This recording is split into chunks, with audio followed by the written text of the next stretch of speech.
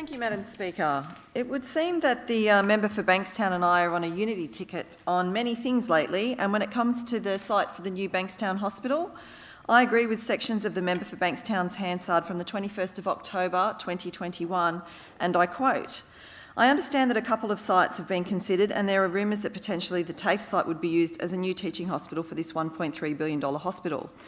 That is not an appropriate site for a new hospital as it has a tremendous amount of traffic congestion. A train line cuts the Bankstown CBD in half and the ambulance station was moved from Meredith Street in Bankstown because of issues pertaining to that area. In general, it is difficult for vehicles to manoeuvre from one part of the Bankstown CBD to the other.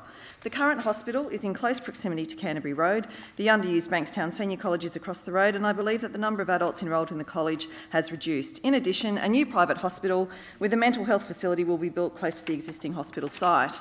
It is important for the government to make the right decision now about the new hospital site. It should be an appropriate site that is not in the Bankstown CBD and will not disenfranchise the East Hills community and the West Bankstown community." End quote. So, Madam Speaker, some points to clarify in the member for Bankstown's private member's statement. A planning proposal for Bankstown Private Hospital at 297 to 299 Canterbury Road and the corner of Mavis Street, Revesby, was adopted by Council at their ordinary meeting on the 25th of May 2021 after having been on public exhibition.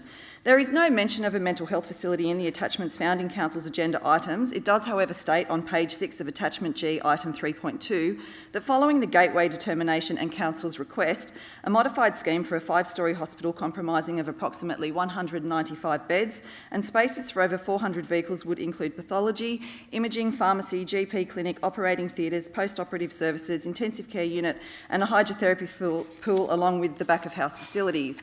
It also says on page 49 of the ordinary meeting of Council that work such as footpaths and public domain improvements between the site and Bankstown Lidcombe Hospital are to be provided by the proponent at no cost to Council.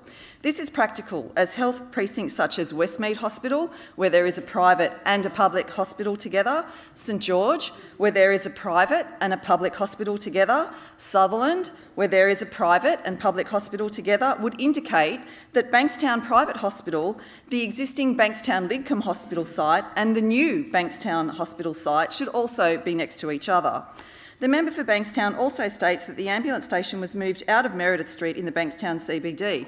This is correct, and the new ambulance station is located on Canterbury Road, a 1.5 kilometre drive from the current hospital site. I spoke to ambulance officers at the ambulance station on Canterbury Road and they were shocked and quite frankly horrified when they realised that there was speculation that the new hospital may be moved to the Bankstown CBD. The member for Bankstown also stated on October 21, the Bankstown CBD is cut in two by the train line. The South Terrace train bridge is very low and I doubt, quite frankly, that an ambulance would even fit under it. The train bridge at Greenwood Avenue leading into Marion Street gets very congested as it is serviced by a roundabout on Brandon Avenue coming off Chapel Road South. There is no right turn onto Greenwood Avenue coming from Olympic Parade if you try and avoid the Brandon Avenue congestion.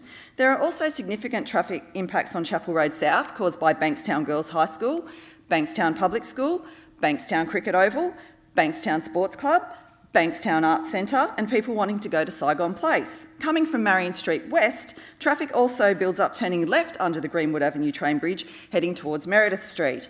These are only some of the traffic issues heading into the Bankstown CBD from the south that would cause the ambulance station to be moved out of Meredith Street in the first place when it was in the Bankstown CBD. It took me 45 minutes last Wednesday to drive 5 kilometres from Padstow to the Bankstown CBD. 45 minutes to travel 5 kilometres.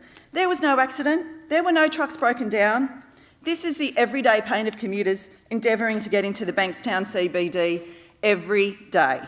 The member of Bankstown was a student of Bankstown Senior College and states that she believes that the Seniors College is underused and that the number of adults enrolled has reduced. I can confirm that after conversations with Education Infrastructure that the Seniors College numbers have indeed reduced and now just sits at over 300 students. This is in stark contrast to the thousands, I repeat thousands of students that currently attend the Bankstown TAFE site. So, Madam Speaker, I end where I began. The current state member for Bankstown, who has represented the people of Bankstown for close to 2 decades, agrees with me that the hospital should not be in the Bankstown CBD, and I've been in this area for 50 years, and there is just no way that hospital should go into the Bankstown CBD under any circumstances.